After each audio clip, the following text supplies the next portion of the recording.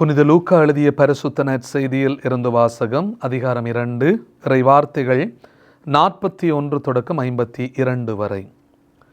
ஆண்டுதோறும் இயேசுவின் பெற்றோர் பாஸ்கா விழாவை கொண்டாட எருசலேமுக்கு போவார்கள்.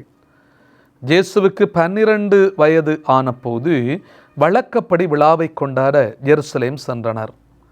விழா நாட்கள் முடிந்து அவர்கள் திரும்பிய போது சிறுவன் இயேசு எருசலேமில் தங்கிவிட்டார். இது அவருடைய பெற்றோருக்கு தெரியாது. பயணிகள் கூட்டத்தில் அவர் இருப்பார் என்று எண்ணினர். ஒரு நாள் பயணம் முடிந்த பின்பு உறவினர் இடையேயும் அறிமுகமானவர்களிடையேயும் அவரை தேடினர். அவரை காணாததால் அவரை தேடிக்கொண்டு எருசலேமுக்கு திரும்பிச் சென்றார்கள். 3 நாட்களுக்கு பின் அவரை கோவிலில் கண்டார்கள். அங்கே அவர் போதகர்கள் நடுவில் அமர்ந்து அவர்கள் சொல்வதை கேட்டுக்கொண்டும் அவர்களிடம் கேள்விகளை எழுப்பிக் கொண்டும் இருந்தார்.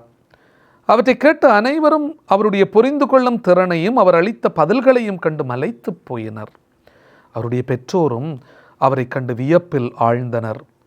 அப்பொழுது அவருடைய தாய் அவரை நோக்கி, மகனே, ஏன் இப்படி செய்தாய்?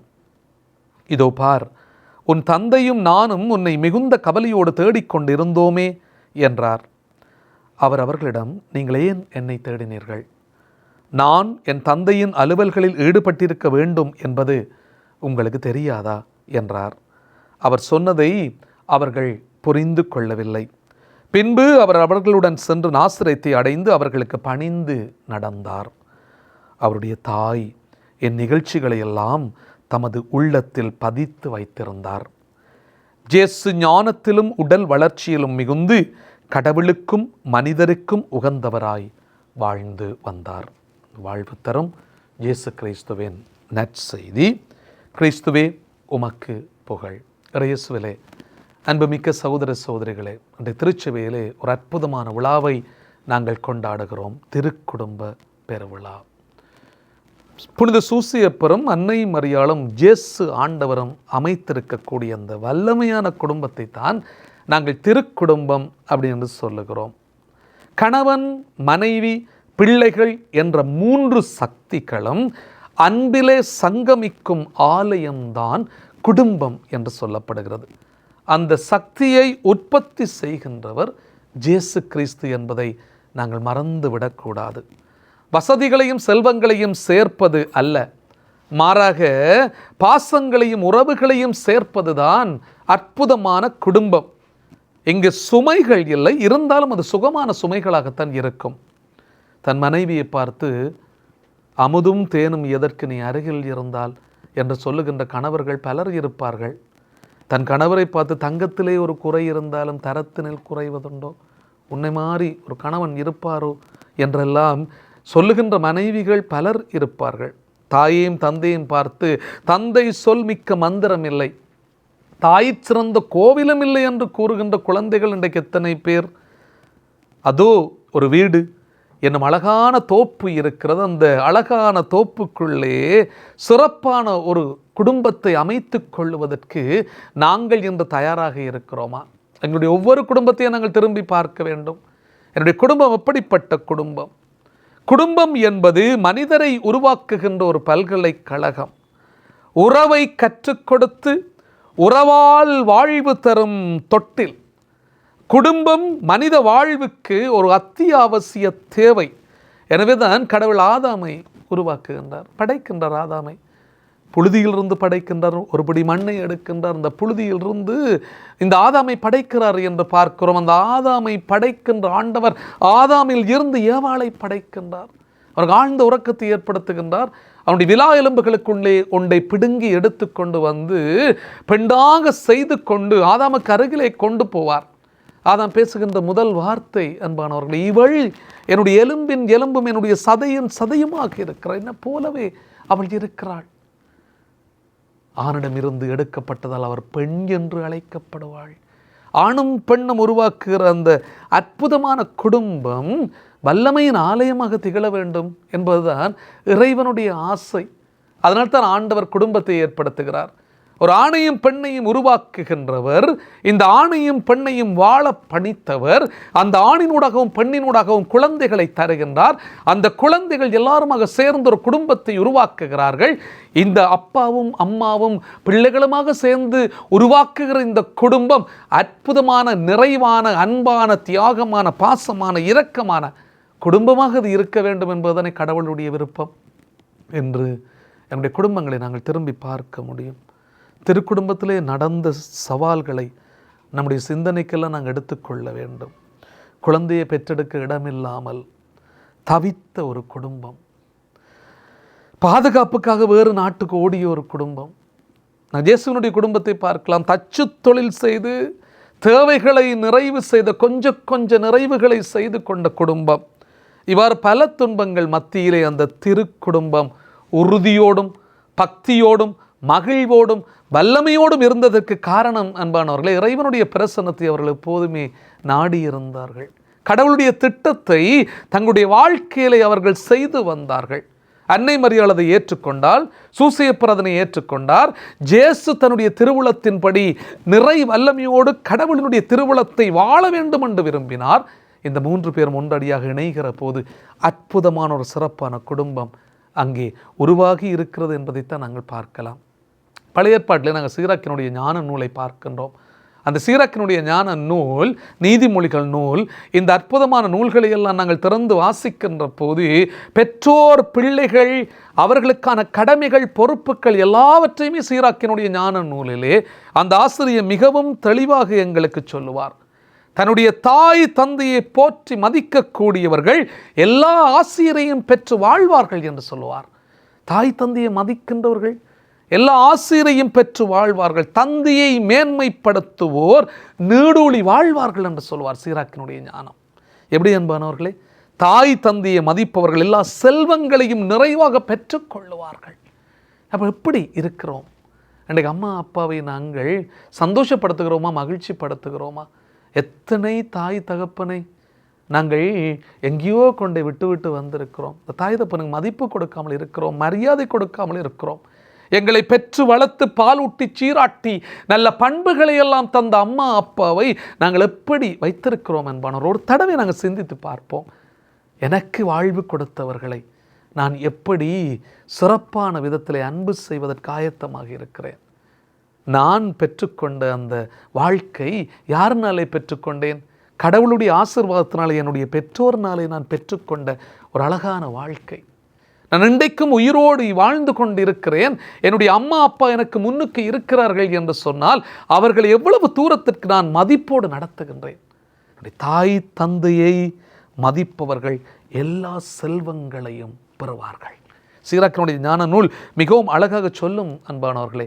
அந்த தாய் தந்தையை நாங்கள் எப்படி மதிக்கிறோம் என்பதை இன்றைக்கு நாங்கள் சிந்திக்க வேண்டும். இன்றைய சூழ்நிலை குடும்ப வாழ்விலே அருமை பெருமை தெரியாமல் குறை கண்டுபிடிக்கின்ற குணம் இன்றைக்கு குடும்பங்களிலே இருக்கிறது. பல குடும்பங்களை சுக்கு நூறாக்கி கொண்டு இருக்கிற மிக பயங்கரமான விடயம் என்னவென்று சொன்னால் குடும்பத்திலே சந்தேகம் ஏற்படுகின்றது. இதை செய்யாதே, அதை செய்யாதே என்று பிள்ளைகளை அதட்டி கொண்டே இருக்கின்ற பெற்றோர்களையெல்லாம் நாங்கள் பார்க்கிறோம். அன்பு செய்வதற்கு பதிலாக எத்தனையோ குடும்பங்களுடைய சின்ன பின்னமாக இருப்பதற்கு காரணம் என்ன? குடும்பத்திலே சண்டை சச்சரவோடு நாங்கள் வாழ்ந்து கொண்டிருக்கிறோம். நல்ல வார்த்தைகளை நாங்கள் பேசுவதில்லை குடும்பத்திலே. அதனால் எத்தனையோ குடும்பங்களிலே எவ்வளவோ பிரச்சனைகள் ஏற்பட்டு கொண்டே இருக்கின்றன. இந்த வெற்றியெல்லாம் நாங்கள் தாண்டி எப்படி வருவது? அன்பு உள்ளத்தில் இருந்தால் மட்டும் போதாது. அதை பெற்றோர்கள் தங்களுடைய வார்த்தைகளின் வழியாக பிள்ளைகளிடம் வெளிப்படுத்த வேண்டும். அன்பு இருக்கிறது என்று சொல்லி கொண்டிருப்பதல்ல, அந்த பிள்ளைகளை அரவணைத்து அந்த பிள்ளைகளோடு பிள்ளைகளாக இருந்து சந்தோஷமாக மகிழ்ச்சியாக இருக்க வேண்டும். இது பெற்றோரினுடைய கடமை. அப்போ பிள்ளைகளினுடைய கடமை என்ன? பிள்ளைகள் இந்த பெற்றோரை மதிப்பதற்கு ஆயத்தமாக இருக்க வேண்டும். சமூக உறவு, இதை நாங்கள் பார்க்கலாம். சமய வாழ்விலே நாங்கள் அற்புதமாக பார்க்கலாம். திருச்சபை குடும்பங்கள் சமூக உறவிலும் சமய வாழ்விலும் நிறைவை தேடுவதாக அமைய வேண்டும் என்று ஒரு புனித பவுல் எங்களுக்கு அறிவுறுத்துவார். ஒருவர் ஒருவரை பொறுத்து கொள்ளுங்கள். புனித பவுல் கொலோசிய மக்களுக்கு எழுதிய கடிதம், கடவுள் மன்னித்தது போல நீங்களும் மன்னிக்க வேண்டும், அனைத்திற்கும் மேலாக அன்பை கொண்டிருங்கள். நீங்கள் கடவுளினாலே தேர்ந்தெடுக்கப்பட்ட பிள்ளைகள், அவருடைய அன்புக்குரிய இறை மக்கள் அதற்கு செய்ய பரிவு, இரக்கம், நல்லெண்ணம், மனத்தாழ்மை, கனிவு, பொறுமை ஆகிய பண்புகளால் உங்களை அணி செய்யுங்கள். புனித பவுல் மிகவும் அழகாக சொல்வார். கொலோசியருக்கு எழுதிய கடிதத்திலே 3ஆம் அதிகாரத்திலே சொல்வார், ஒருவரை ஒருவர் பொறுத்துக் கொள்ளுங்கள், ஒருவரை பற்றி ஒருவருக்கு ஏதாவது முறையீடு இருந்தால் மன்னியுங்கள், கிறிஸ்து உங்களை மன்னித்தது போல நீங்களும் மன்னியுங்கள். கணவன் மனைவியை மன்னிக்கிறாரா? மனைவி கணவனை மன்னிக்கிறாரா? பிள்ளைகள் பெற்றோரை மன்னிக்கிறார்களா? பெற்றோர்கள் பிள்ளைகளை மன்னிக்கிறார்களா? பிரச்சனைகள், சண்டைகள், சச்சரவுகளோடு எப்படி அன்பானவர்களை குடும்பத்தில் நாங்கள் மகிழ்ச்சியாக இருக்க முடியும்? என்னுடைய குடும்பத்தில் எத்தனையோ விடயங்கள் வந்து சேர்ந்து விட்டன. அதனாலே குடும்ப உறவுக்குள்ளே இருக்கிறது. எத்தனை குடும்பம் அன்பானவர்களை கூடியிருந்து நாங்கள் சபிக்கிறோம். எத்தனை குடும்பங்கள் அன்பானவர்களை கூடி நாங்கள் சாப்பிடுகிறோம். எத்தனை குடும்பங்கள் இன்று நாங்கள் கூடி இருந்து கதைத்து மகிழ்ச்சியாக சிரித்திருக்கிறோம். எல்லாம் சின்ன பின்னமாகி போய்விட்டது. குடும்பங்களுக்கு எல்லாம் பிளவுகள் ஏற்பட்டு விட்டன. கணவன் ஒரு புறம், மனைவி ஒரு புறம், பிள்ளைகள் வேறு வேறு புறங்களுக்குள்ளே இருந்து கொண்டு அதே குடும்பத்துக்குள்ளே, அதே வீட்டுக்குள்ளே வேற்று மனிதர்களாக நாங்கள் வாழ்ந்து கொண்டிருக்கிறோமே. ஏன் அன்பானவர்களை அப்படி வாழுகிறோம்? நாங்கள் எங்களுடைய பழைய வாழ்க்கையெல்லாம் திரும்பி பார்க்கிறோம். எவ்வளவு சந்தோஷமாக இருக்கிறது. எல்லாரும் ஒன்றாக சேர்ந்து சாப்பிட்டோம், எல்லாரும் ஒன்றாக சேர்ந்து சபித்தோம், எல்லாரும் ஒன்றாக சேர்ந்து சிரித்து மகிழ்ந்து கதைத்தோம். இவையற்றையெல்லாம் நாங்கள் எப்பயோ நடந்தது போல நினைத்து கொண்டிருக்கிறோம். இன்று ஏன் என்று சொன்னால், குடும்பங்கள் ஏன் இப்படி பிளவுபடுகின்றன என்று சொன்னால், தனித்தனியாக நாங்கள் வாழ நினைத்து கொண்டோம். தனித்தனியாக நாங்கள் வாழுவதற்கு விரும்புகிறோம். பவுல் சொல்லுவார், ஒருவரை ஒருவர் நீங்கள் பொறுத்து கொள்ளுகிறீர்களா? எப்படி எங்களுடைய வாழ்க்கையை நாங்கள் அமைத்துக் கொள்ளுகிறோம் அன்பானவர்களே? அன்போடு இருக்கிறதா? இரக்கத்தோடு இருக்கிறதா? பாசத்தோடு இருக்கிறதா? தியாகத்தோடு இருக்கிறதா? விட்டு கொடுத்து வாழுகிறோமா? புரிந்து கொள்ளுகிறோமா? ஏற்றுக்கொள்ளுகிறோமா? ஒரு குடும்ப உறவினுடைய மேன்மை எங்களால் வாழ முடிகிறதா என்பதை இன்றைக்கு நாங்கள் இந்த திருக்குடும்ப பெருவிழாவிலே சிந்தித்தே ஆக வேண்டும். இன்றைக்காவது எங்களுடைய குடும்பத்திலே போய் கூடி சபிச்சு பார்க்குறீங்களா? இன்றைக்காவது எங்களுடைய குடும்பத்திலே போய் கூடி சாப்பிட்டு பார்க்குறீர்களா? மகிழ்ச்சி எப்படி அன்பானவர்களை நாங்கள் அனுபவித்துக் கொள்ள முடியும்? மகிழ்ச்சி எங்கேயோ இருந்து நாங்கள் எடுத்து கொண்டு வர முடியாது. அந்த மகிழ்ச்சியா அது உன்னை பொறுத்தது. உனக்குள்ளே தான் மகிழ்ச்சி இருக்கிறது. அந்த மகிழ்ச்சியை நீ மற்றவர்களோடு எப்படி பகிர்ந்து கொள்ளுகிறாய்? அந்த மகிழ்ச்சியை எப்படி மற்றவர்களுக்கு கொடுத்து நீ வாழுவதற்கு விரும்புகிறாய் என்பதை இன்றைய நாளிலே நாங்கள் சிந்திக்க வேண்டும் அன்பானவர்களே. எனவே இன்றைக்கு ஒரு அழகான நாள். பிள்ளைகளை பாராட்டுங்கள். கணவன் மனைவியை பாராட்ட வேண்டும். அன்போடு பிள்ளைகளை நாங்கள் திருத்த வேண்டும். மனைவி கணவனை அன்பு செய்து அவருக்காக தன்னுடைய வாழ்க்கையில் இருக்கிற எல்லாவற்றையும் செய்ய வேண்டும். குடும்ப உறவினுடைய மேன்மை அப்படித்தான் இருக்கும். பொது இடங்களிலே பிள்ளைகளை நாங்கள் திட்டக்கூடாது. மற்றவர்களுக்கு முன்னாலே பிள்ளைகளை நாங்கள் பேசுகிற போது, நாங்கள் திட்டுகிற போது, நாங்கள் கோபத்தோடு கதைக்கிற போதெல்லாம் பிள்ளைகளுக்கு அது அவமானமாக இருக்கும். பிள்ளைகளை திருத்துவதென்றால் மிகவும் அழகாக நாங்கள் திருத்த வேண்டும். அன்போடு நாங்கள் திருத்த வேண்டும். இதைத்தான் பிள்ளைகளும் எதிர்பார்த்து கொண்டிருக்கிறார்கள். இன்றைக்கு எத்தனை குடும்பங்கள் பிரிந்து போயிருக்கின்றன. சந்தேகம் என்கின்ற பேய் குடும்பத்திலே தலைவிரித்து தாண்டவம் ஆடிக்கொண்டே இருக்கிறது. ஒருவரை ஒருவர் புரிந்து கொள்ளாத நிலைகள், விட்டு கொடுக்க முடியாத நிலைகள், வார்த்தையினாலே பலவற்றை நாங்கள் கொட்டி தீர்த்து பலரை காயப்படுத்தி, கஷ்டப்படுத்தி, வேதனைப்படுத்தி, துன்பப்படுத்தி கொண்டே இருக்கிறோம். வார்த்தையினால் எத்தனை பேரை காயப்படுத்துகிறோம் தெரியுமா? வள்ளுவன் சொல்லுவான், தீயினால் சுட்ட புண் உள்ளாரும், ஆறாதே நாவினால் சுட்ட வடு.